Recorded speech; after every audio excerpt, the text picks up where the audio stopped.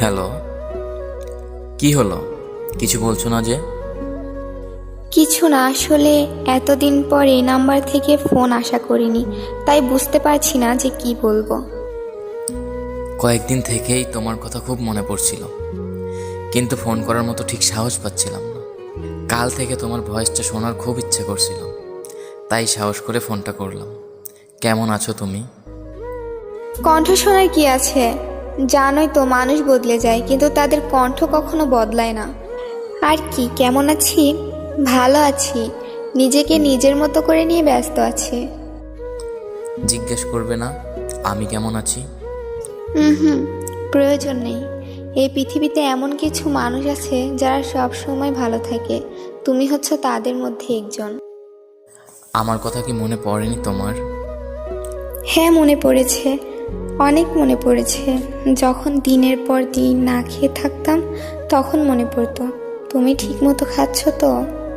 যখন রাতের পর রাত না ঘুমিয়ে কেঁদে কেঁদে অসুস্থ হয়ে পড়তাম তখন মনে পড়তো তুমি সুস্থ আছো তো।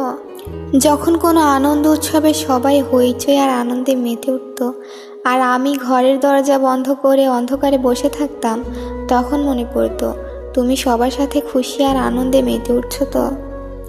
যখন আয়নায় নিজের অযত্ন অবহেলায় শুকিয়ে যাওয়া চেহারাটার দিকে তাকাতাম তখন মনে পড়তো তুমি নিশ্চয় আরো সুন্দর হয়েছ।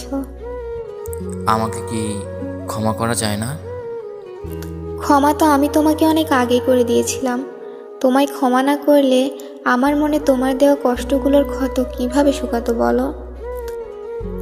আচ্ছা, এখন তাহলে রাখি। এখন আমার আকাশ দেখার সময়। প্রতিদিন রাতে এই সময় আমি আকাশ দেখি আর আকাশের সাথে কথা বলি।